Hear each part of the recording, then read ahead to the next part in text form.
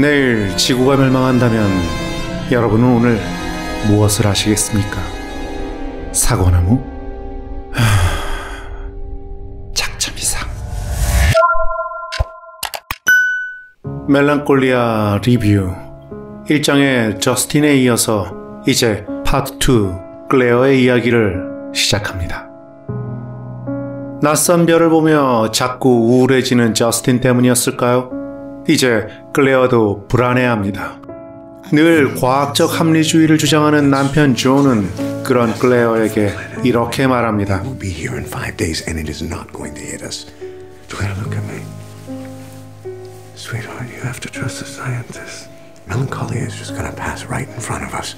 And it's going to be the most beautiful sight ever. 과학자들이 예상한 멜랑콜리아의 궤도는 지구를 아슬아슬하게 근접 통과한다고 하지만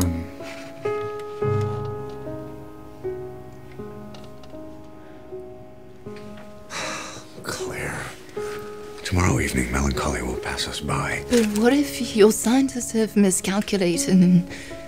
They haven't. Because of the Earth's rotation. 클레어의 집에서 요양 중인 저스틴은 점점 더 수척해져 갑니다. 이제 그녀는 미각도 잃어갑니다. like ashes. 아니, 죽어가는 것만 같습니다. 행성 멜랑콜리아가 가까워질수록 점점 더 말들은 발작하고 계절도 아닌데 눈도 내립니다. 그리고 달과 멜랑콜리아가 동시에 뜬 밤하늘은 너무나 아름답습니다. 낮과 밤, 빛과 어둠, 양과 그리고 시작과 끝이 교차하는 순간입니다. 이제 멜랑콜리아는 하늘 가득 푸르게 빛납니다. 그리고 이제 저스틴은 평온해지고 클레어는 불안해집니다. 이제 모든 것이 뒤집어지고 교차하고 도취되는 것입니다. John is quite calm about it. Does that calm you down?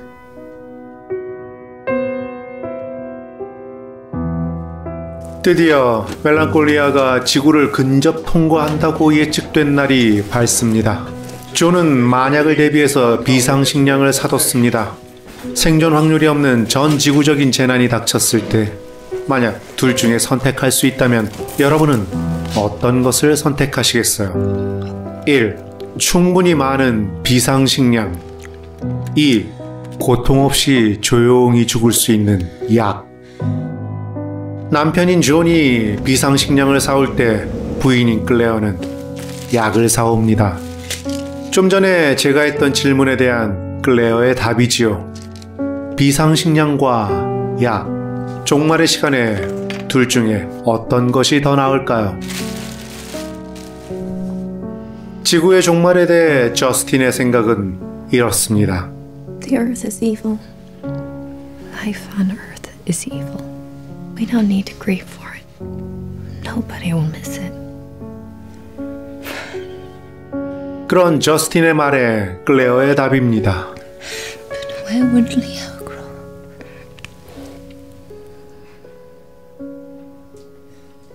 그리고 우주의 생명에 대한 저스틴의 의견입니다. We're alone.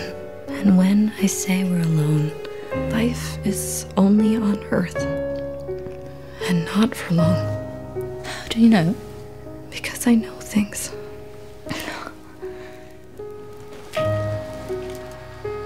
이제 멜랑콜리아는 지구에 더욱 근접합니다.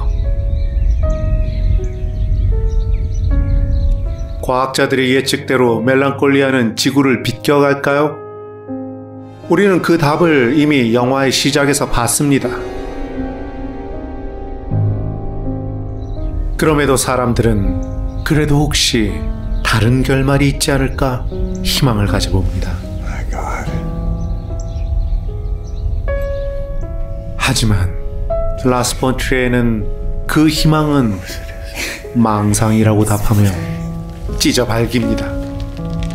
멜랑콜리아의 궤도를 관측하던 존은 마침내 뭔가 잘못되어 간다는 것을 알게 됩니다. 그리고 클레어도 그 사실을 알게 됩니다. John! John? 그래서 약을 꺼내들지만 하지만 약은 빈 통만 남아 있습니다. 소란을 피우던 말들은 죽은 듯이 조용해졌습니다. 그리고 클레어는 존을 발견합니다. Sweetheart, 과학적 합리주의자로서의 확신에 넘치던 존. But what if 불안해하던 클레어를 안심시키던 존. they haven't. 그는 제일 먼저 스스로 지구를 떠났습니다. 행성이 원인이긴 하지만 결말은 스스로 택한 것입니다.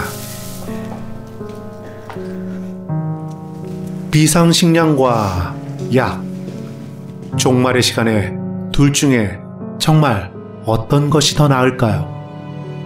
감독은 그렇게 질문하면서 자본주의를 상징하는 잭과 과학적 합리주의를 상징하는 존을 저스틴과 클레어로부터 일부러 떨어뜨린 것입니다.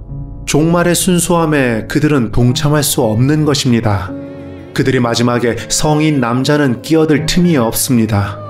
라스 폰 트리의 세계에서는 인류 문명의 종말 전에 그 문명을 그들 중심으로 구축했던 수컷부터 멸종되어야 하기 때문입니다. 이제 멜랑콜리아는 하늘을 가득 채웁니다. 클레어는 아들 레오를 차에 태우고 가봤자 아무 소용도 없을 마을로 떠나려고 하지만 자기장의 영향으로 모든 차의 시동은 걸리지 않습니다. 이제 지구가 사라지는데 가면 어딜 가겠어요? 좁은 이 하늘 아래.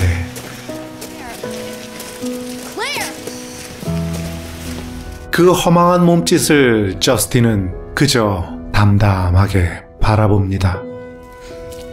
그 순간 저스틴의 시선은 인간이 진창에 빠지지 않으려고 애쓰는 개미를 보듯이, 신적인 존재가 죽지 않으려고 애쓰는 인간을 보듯이 그렇게 조용히 관조합니다.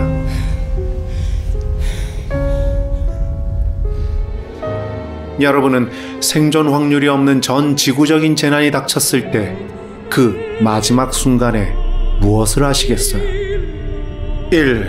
가족이건 연인이건 함께 모여 서로를 끌어안는다. 2. 종교가 있건 없건 신 혹은 신적인 어떤 존재를 찾는다.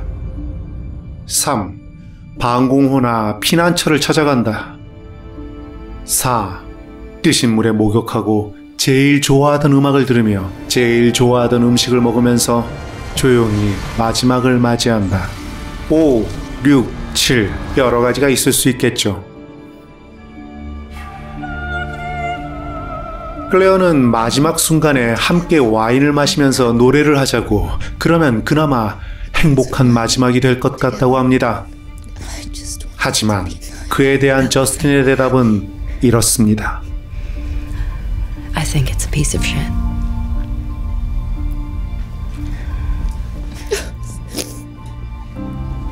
그런 저스틴도 조카에게만은 행복한 환상을 주려고 합니다. 마치 사실이 아니어도 산타가 있다는 생각이 아이에게 행복을 주듯이. Is that something everybody can make? And Steelbreaker can.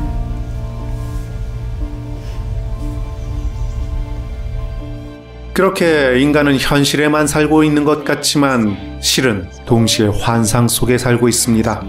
현실과 환상은 그렇게 연결되어 있는 거죠. 네버엔딩 스토리의 판타지아처럼 둘은 서로 때문에 존재합니다. 저스틴과 클레어도 그러합니다. 마치 낮과 밤이 서로 상대가 없으면 그 자신도 없듯이. 이에 대해서 레전드의 마왕은 이렇게 얘기했었죠.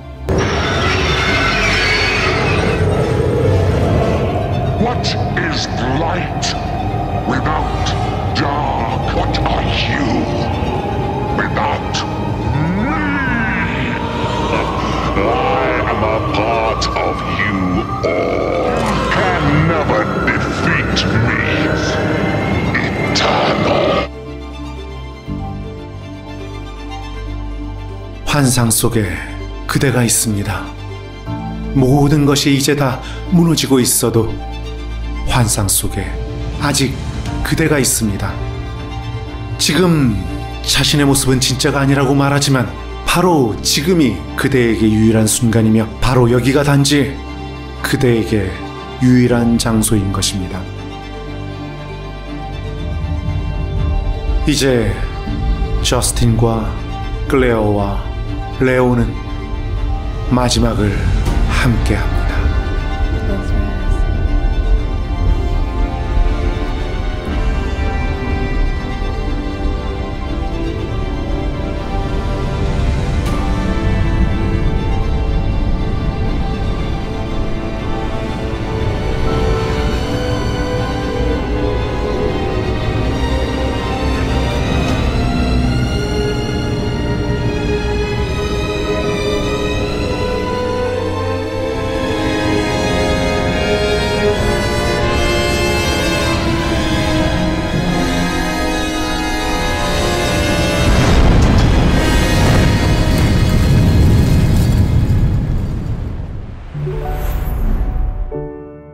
이 영화는 수많은 상징을 담고 있는 매우 아름답고 예술적인 작품입니다. 예술적인 영화들은 지루하다고 생각하는 분들이 계실 수 있지만 이 영화가 도저히 지루할 수 없는 이유 중에 제일 큰 것은 아무래도 압도적인 영상미의 예술성과 눈을 뗄 수 없는 배우들의 연기 때문입니다.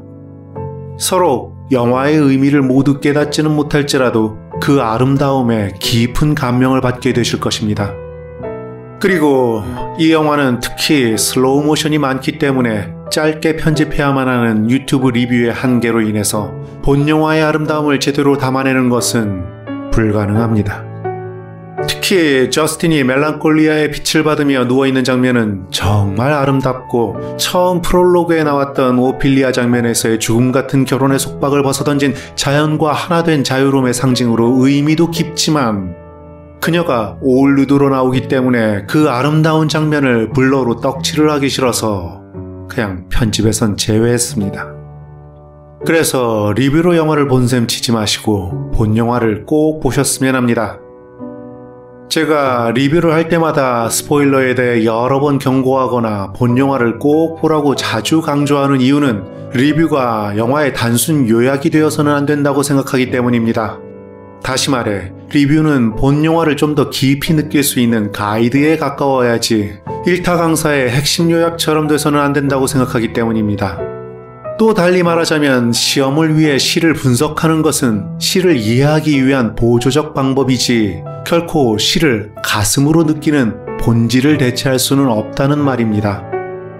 아무튼 우리가 미술작품이나 오페라 같은 예술을 접했을 때 그 작품의 의미를 100% 이해를 하진 못했음에도 충분히 영혼의 울림을 느끼게 되는 경우가 있듯이 이 영화도 그렇습니다. 이해를 하는 것도 중요하지만 더 중요한 것은 느끼는 것이 아닐까요? 적어도 예술에서는 말입니다. 모든 것을 이해해야 한다는 강박에서 벗어날 필요가 있습니다. 그 강박이 그 작품에 대한 더 매몰찬 부정이나 비평 또는 험담을 만들기 쉽습니다. 필요 이상 과한 험담은 몰 이해를 부정하고 싶은 컴플렉스의 발로일 수도 있는 거죠. 이해는 안 가지만 감동을 받을 수 있는 다른 예술 작품들처럼 영화도 다 이해할 필요는 없을 겁니다. 자신만의 느낌을 가지면 그걸로 된 거죠. 프란다스에게서 네로가 루벤스의 그림에 담긴 종교적 의미를 완벽하게 이해했기 때문에 죽어가면서도 그 그림을 보려고 했던 것은 아니, 절대 아닐 것입니다. 그렇습니다. 우리는 완벽하게 이해하지 못한다고 해도 완전하게 사랑할 수 있습니다. 예술도 사람도. 감사합니다. 난 봤단다. 제일 보고 싶었던 루벤스의 그림 2장을. 그래서 난 지금 너무나 행복해. 파트라슈, 피곤하지? 이상하게 너무 졸려. 파트라슈. 생각하고 또 생각해봅니다. 여러분은 누구입니까? 여러분은 저스틴입니까? 클레어입니까? 존 혹은 잭 아니면 마이클이나 레오인가요? 여러분은 대체 어떤 인간인가요? 여러분의 새해 계획은 무엇인가요? 어떤 인생의 목표를 갖고 있나요? 여러분이 사랑하는 사람은 지금 어디에 있나요? 마지막 순간에 함께 있고 싶은 사람은 있나요? 그럼 그 사람은 과연 나와 함께 있고 싶을까요? 여러분의 재산은 얼마입니까? 어떤 집에 살고 통장에는 얼마가 있나요? 그리고 그걸 이루기 위해서 얼마나 고생했나요? 여러분은 자기 자신을 위해 산 것 이외에 다른 누군가의 삶을 구원해 준 적이 있나요? 여러분은 왜 살고 있나요? 한 명의 인간은 평생 35톤의 음식을 먹고 8.5톤의 음식물 쓰레기를 배출하고 11톤의 똥을 지구에 싸고 죽습니다. 지구의 입장에서 인간은 어떤 필요가 있을까요? 우리의 피부에 달라붙는 귀찮은 벼룩들과 지구의 표면에 붙어 사는 인간은 이 우주의 관점에서 과연 얼마나 다를까요? 그런데 만약 그 벼룩들이 자신들은 만물의 영장이고 이 우주는 절대적인 존재가 우리만 사랑해서 만들었다고 시끄럽게 외치고 있다면 여러분들은 그 벼룩들을 어떻게 하시겠어요? 그런데 이 모든 질문들이 대체 무슨 소용이 있을까요? 하지만 그럼에도 불구하고 이 아름다운 영화와 저의 어리석고 모자란 리뷰가 적어도 세상에 단 한 명에게라도 지금 이후의 삶이 이전 삶의 궤적과는 단 0.000000001도의 각도라도 달라질 수 있는 그 무언가를 줄 수 있기를 소망합니다. 그러면 당장은 달라진 게 전혀 없어 보여도 그 궤도의 끝에서 그는 종말과의 충돌을 피할 수 있을지도 모릅니다. 그게 망상일지라도 있는 힘껏 그렇게 꿈꿔봅니다. 평생 35톤의 음식을 먹고 11톤의 똥만 싸고 가는 벼룩이 되지 않기를 저는 소망합니다. 그래서 존재하지요.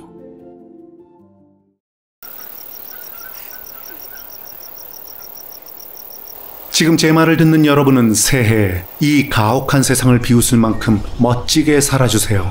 이 무서운 질병도 이겨낼 만큼 건강히 살아주세요. 영화라는 꿈을 함께 꾸는 시간, 작자 미상이었습니다. 작자 미상.